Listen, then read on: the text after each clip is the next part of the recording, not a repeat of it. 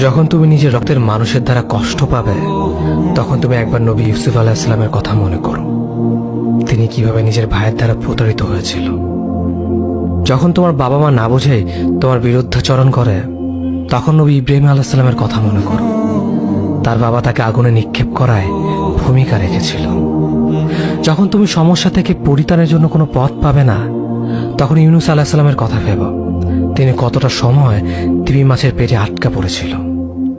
যখন তোমার নামে কেউ মিথ্যা অপবাদ ছড়িয়ে দেবে, তখন মা আয়েশা রাদিয়াল্লাহু আনহার কথা মনে করো। তার নামে পুরো শহর জুড়ে কুৎসা রচনা করা হয়েছিল। যখন তুমি অসুস্থ ব্যথার যন্ত্রণায় কাতরাতে থাকো, তখন নবী আইয়ুব আলাইহিস সালামের কথা ভেবো। তিনি ভয়ঙ্কর এক ভাইরাসজনিত রোগে আক্রান্ত হয়ে তোমার থেকে বেশি কষ্ট পেয়েছিল। যখন তুমি দিনের কোনো বিধান নীতিতে যুক্তি খুঁজে পাও না, তখন নবী নূহ আলাইহিস সালামের কথা ভেবো।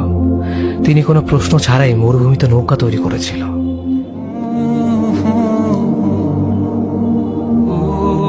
যখন তুমি আত্মীয়স্বজন, পরিবার, বন্ধু বান্ধবের কাছে হাসির পাত্রে পরিণত হও, তখন তুমি শেষ নবী হযরত মুহাম্মদ সাল্লাল্লাহু আলাইহি ওয়াসাল্লামের কথা ভেবো।